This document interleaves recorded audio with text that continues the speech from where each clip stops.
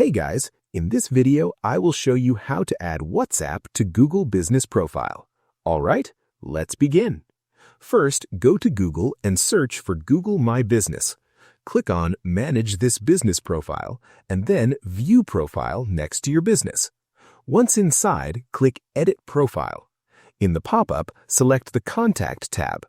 Under Chat, choose WhatsApp instead of text message. Next, you need your WhatsApp chat URL. The format is https://wa.me/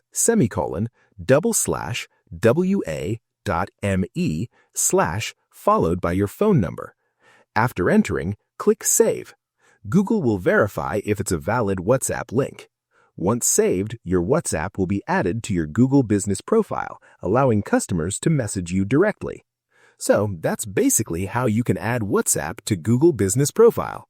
That's it for this video. If you find this helpful, consider subscribing and giving this a big thumbs up. Thanks.